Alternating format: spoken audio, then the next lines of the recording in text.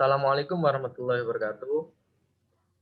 Perkenalkan, nama saya Muhammad Sofiullah, NIM 19241010 2014. Saya Alif Nirindisa, NIM 19241010 2013. Kami di sini akan mempresentasikan hasil kerja kelompok kami tentang mata kuliah PBO2 yang dimana membuat user interface menggunakan UX Form Builder. Di dalam interface ini, kami membuat beberapa interface. Salah satu contohnya yaitu login page, yang di dalamnya terdapat komponen-komponen seperti layoutnya menggunakan UX Box Sizer, dan ada teks untuk tombol login dan login as user. Di situ terdapat events, yang dimana eventsnya klik login itu untuk sebagai bukan admin. Nah, untuk login as user itu sebagai user.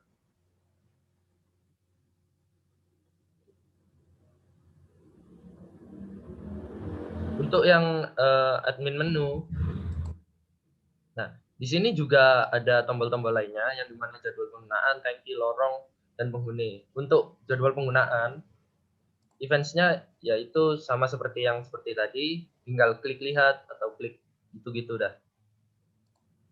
Klik tambah, klik kembali, seperti itu. Nah, untuk di layout jadwal air, penjadwalan air, nah di sini juga ada tabel, yang dimana tabel ini diberi nama jadwal ID, tangki ID, lorong ID, nah, seperti itu, dan tombol kembali. Tombol kembali ini menggunakan events juga, klik kembali. Oke, lanjut ke tambah penjadwalan air. Nah, di sini ada tabel yang dimana berisikan tentang tangki ID, tangki tanggal, jumlah air per liter. Nah, di dalam tabel ini itu ada sangkut pautnya dengan database yang kami buat. Oke, selanjutnya, nah untuk yang penjadwalan air halaman kedua ini kurang lebihnya sama. Ini adalah lanjutan dari penjadwalan air yang pertama tadi. Lanjut. Nah, ini adalah menu terakhir dari penjadwalan air, yaitu memasukkan untuk lorong. Cara kerjanya kurang lebihnya sama seperti yang penjadwalan air pertama, penjadwalan air kedua, seperti itu.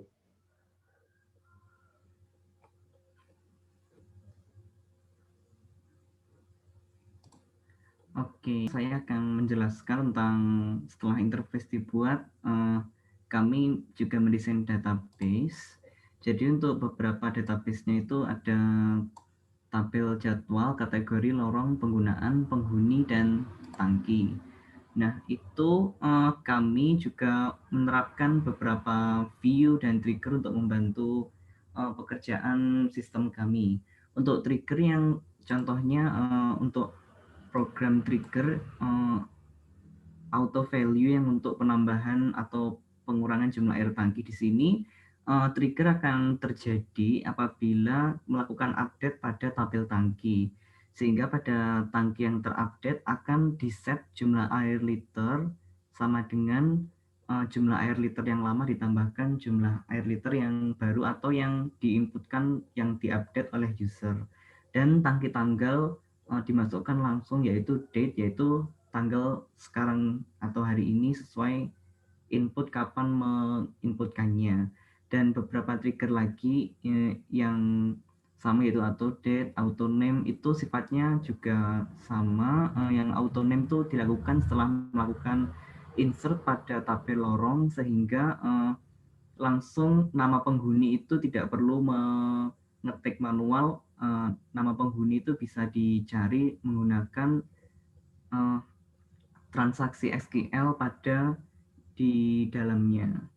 Dan juga untuk view ini kami menciptakan juga supaya istilahnya kita tidak perlu menggunakan yang seperti select SQL hanya ID gitu, tidak. Jadi tidak perlu menciptakan tabel lagi, tapi khusus seperti view sendiri sehingga semakin mudah nanti sistem untuk mengambil execute query dari mana. Untuk database kurang lebihnya seperti itu. Sekarang kita lanjut ke Visual Code-nya. atau maaf maksudnya kodenya.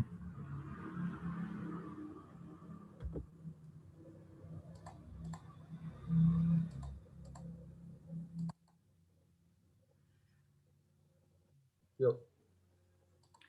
Baik, kita di sini menggunakan model MVC, di mana untuk model itu kami pakai file model, dan untuk controller pakai post, dan untuk view kita pakai main.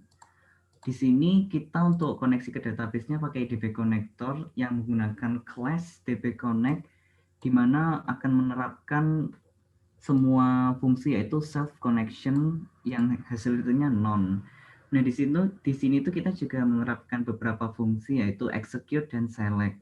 Nah, untuk execute itu kami menggunakannya untuk execute yang seperti insert atau update. Nah, kalau yang select ini digunakan untuk fungsi-fungsi yang melihat data. Karena di sini ada tulisannya fetch all kan. Nah, jadi untuk fungsinya untuk mengambil semua data yang query hasilkan. Jadi kita bedakan jadi dua. Nah, dari sini kita ke model. Nah, si model ini kita mengimport fungsi DB connect. Nah, ini kita bedakan ada insert single, dan update. Kalau yang insert itu kenapa kok ada self table dan self column? Jadi untuk ini kita menciptakan class model, di mana class model itu mempunyai parameter utama yaitu table dan column, di mana table itu adalah self table dan column adalah self column. Di sini kita insertnya itu langsung aja pakai self table dan untuk semua kolom yang terdapat pada kolomnya. Jadi tidak perlu mengetik query satu persatu per tabelnya. Terus kenapa di sini kok ada insert single? Nah, jadi mungkin saja ada database yang hanya 2 baris atau 2 kolom yang hanya membutuhkan satu kolom saja. Jadi kita nggak perlu pakai yang for kayak gini. Lalu untuk update dan view itu sama saja istilahnya, melakukan connection dulu, lalu menjalankan fungsi connection execute, untuk view menjalankan connection select. Sesuai yang dijelaskan tadi untuk yang execute query, maka di sini akan mengexecute dan mengfetch all. Begitu juga dengan yang execute ini connection.query, maka akan menjalankan fungsi execute dan mengcommit. Nah, setelah itu untuk controllernya itu kita pakai post.py. Ini contohnya. Ini ada beberapa tabel yang di database tadi. Yang ini. Nah, itu kami masukkan di controller gini dalam bentuk class dan menginheritance dari class model. Kenapa kok seperti ini? Kalau tadi kan class model kan parameter utamanya kan table dan column. Nah, kalau menginheritance gini, maka kan berarti jadwal ini adalah nama tabelnya, lalu yang ini adalah kolomnya. Nah, jadi itulah kenapa enaknya pakai MVC, sehingga kita tidak perlu istilahnya mengketik banyak lah, karena kita sudah mempunyai main controllernya di post dan koneksi ke database-nya dengan model. Oke, ini tinggal copy paste dari sini ya, yang nama-nama ini yang seperti ini jadwal kolom-kolomnya ini.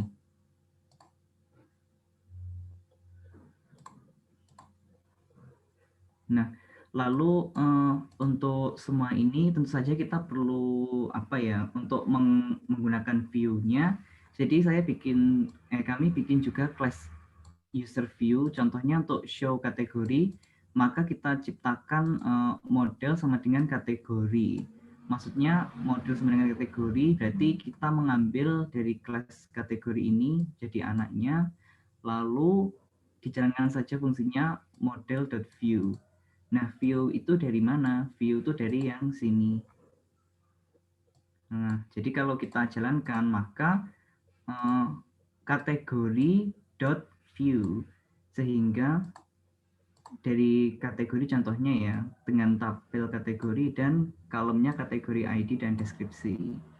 Jadi kalau dijalankan di sini, maka select from self table. Self table-nya adalah kategori dan langsung aja di execute. Itu yang show. Sekarang contoh yang update lah. Update, oh jangan yang ini aja, insert. Seperti biasa model, pilih kelasnya penggunaan, lalu pilih apakah ada yang lebih spesifik pakai fitur penggunaan, lalu kita masukkan insert saver. Berarti insert dengan self table-nya untuk penggunaan, terus yang fitur penggunaan berarti tabel penggunaan, kolomnya ini value yang akan kita masukkan menggunakan fungsi ini, def saving dan delete. Ini akan dijelaskan di sini. Nah, jadi untuk view-nya ya ini tentang menghubungkan dengan VXFrame biasa ya, dari file generate-nya kan GUI. Nah, ya udah sih, seharusnya tinggal sesuai biasa transisi efek biasa. Ini saya skip saja karena seharusnya kita semua sudah tahu caranya. Dan yang penting tuh ada seperti ini. Contoh yang lihat penjadwalan air. Nah, di sini kita ambil data user view, show view jadwal. Jadi contohnya show view jadwal. Oke, ini ya. Ini kita kan data sama dengan model.view dan meng-return data tersebut. Jadi execute-nya query itu akan termasukkan di variabel data. Nah, dari sini untuk setiap baris di variabel data, maka tabel mgrid akan menambahkan row 1 dan untuk setiap kolomnya akan di set cell value berdasarkan baris, kolom, dan datanya di indeks tersebut. Yaitu secara garis besar kodenya itu aja dan semuanya ya sama saja. Sama.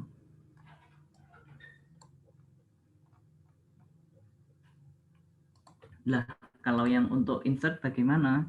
Ya kalau insert ya kita simpan di suatu variabel dulu, yaitu ID tangki atau ID liter. Nah, lalu kita simpan di database-nya pakai variabel saving.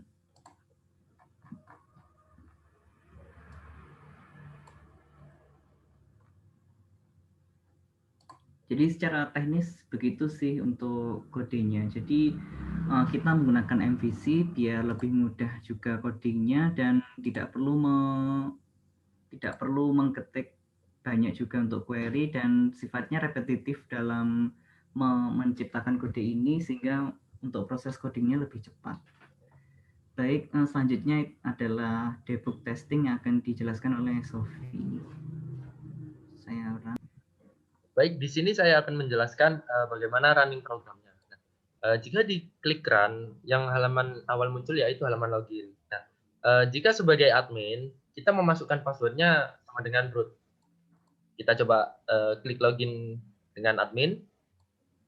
Nah, lalu halaman selanjutnya yaitu menampilkan mengatur jadwal penggunaan air per lorong, menambah atau mengurangi liter air tangki. Yang ketiga, mengatur pengaturan penghuni pada lorong. Yang keempat, menambah penghuni ke lorong. Yang pertama, coba kita masuk ke jadwal penggunaan terlebih dahulu. Nah, di halaman jadwal penggunaan, di sini terdapat dua opsi, yaitu lihat penjadwalan air dan penambahan jadwal penggunaan air. Nah, kita coba lihat penjadwalan air terlebih dahulu. Nah, dilihat penjadwalan air ini, kami sudah mencoba memasukkan satu data yang dimana jadwal ID-nya nomor 20, untuk tangki nomor 4, lorong ID-nya untuk lorong 2, penggunaannya untuk BBT, lalu tangki tanggalnya 21 bulan 6 tanggal 7. Oke, kembali. Nah, kita masuk ke tambah jadwal penggunaan air. Nah, di sini kita menampilkan yaitu tangki ID, tangki tanggal, dan jumlah liter. Nah, input tangki yang akan digunakan. Misal kita inputkan nomor 2. Oke, selanjutnya. Nah, kategorinya untuk mencuci. Kategori ID-nya 1, mencuci. Selanjutnya, yang digunakan untuk lorong ketiga misal. Oke, kita klik selesai. Nah, di sini langsung akan muncul data baru yang dimana jadwal ID-nya tanggal nomor 20, tangkinya nomor 2, lorongnya nomor 3, penggunaan tadi mencuci. Nah, input tanggalnya yaitu tanggal yang barusan diinput yang dimana tanggal 7 bulan 6 2021. Bisa kembali? Kembali. Nah, yang kedua adalah menambah atau mengurangi air liter per tangkinya. Di halaman tangki ini kita terdapat 3 menu, yaitu lihat tangki, yang kedua pengurangan atau pengisian liter tangki, yang ketiga history tangki. Yang pertama kita coba lihat tangkinya terlebih dahulu. Nah, di halaman lihat tangki ini kami menampilkan jumlah tangki dan jumlah air liternya dan ada tanggal tangkinya. Bisa kembali. Yang kedua, pengisian atau pengurangan liter tangki. Nah, untuk pengisian atau pengurangan liter air per tangkinya, di sini kami menampilkan tangki ID, tangki tanggal, dan jumlah air per liter. Di sini juga kami ingin menginputkan tangki ID-nya yang ingin diisi. Misal kita ingin inputkan tangki nomor 1. Oke, kita menambahkan 100. Oke, selesai. Nah, di halaman lihat tangki, langsung jumlah air per liternya ditambah 100. Kan kita menginputkan tadi di tangki nomor 1, ditambahkan 100 liter 100 air di tangkinya. Oke, kembali. Nah, kita coba history tangki. Nah, history tangki ini kami sudah membuat beberapa data yang dimana pernah kami coba untuk menambahkan mengurangan seperti itu untuk tangki nomor 4 atau nomor 3 atau nomor 1 seperti itu. Pos.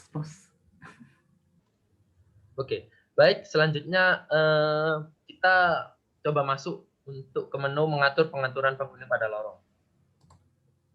Oke, di menu lorong kita terdapat 2 opsi, yaitu lihat lorong dan penambahan penghuni lorong. Kita coba lihat lorong terlebih dahulu. Nah, di menu lihat lorong, di sini terdapat ada lorong ID, penghuni ID, dan nama penghuninya. Oke, kembali. Nah, kita coba ke menu tambah penghuni ke lorong. Nah, kita di sini disuruh menginputkan lorong yang ingin ditambahkan jika ada penghuni baru. Kita coba menginputkan ke lorong 3. Selanjutnya, oke, di sini inputkan ID penghuni yang ingin ditambahkan ke lorong. Nah, di sini ada penghuni ID dan nama penghuninya. Misal kita ingin menambahkan penghuni ID-nya nomor 7. Oke, selesai.